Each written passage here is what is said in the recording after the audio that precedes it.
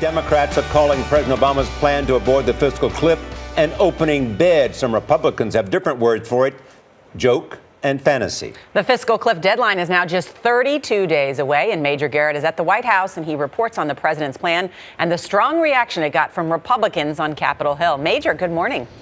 Well, good morning, Charlie and Nora. The White House brought real numbers and a couple of new ideas to the bargaining table. Republicans called the ideas and the numbers a sham concocted in a political never-never land.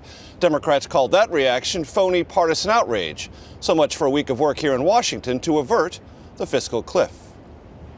Treasury Secretary Tim Geithner gave House Republicans new ideas on resolving the fiscal cliff and left with their anger ringing throughout the Capitol. No substantive progress has been made in the talks between the White House and the House over the last 2 weeks. I got to tell you, I'm disappointed. Here are the big White House numbers. $4 trillion in deficit reduction over 10 years. $1.6 trillion comes from higher taxes on households earning more than $250,000 a year. $400 billion in cuts to entitlement programs like Medicare and Medicaid.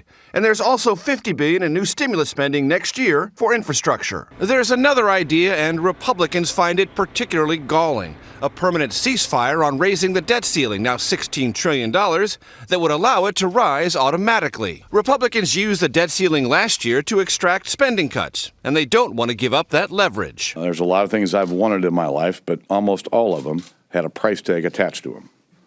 And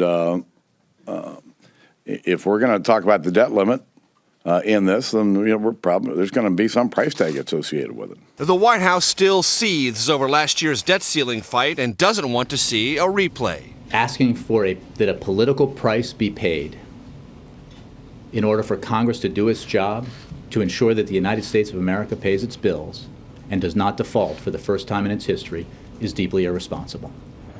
Divisions over how to deal with the debt ceiling that's got to be raised by February at the latest are a fresh but not unexpected complication. And the painful reality of all this fiscal cliff backing and forthing is the more the sides talk, the more complications and problems they discover. Charlie and Nora? Major Garrett, thanks.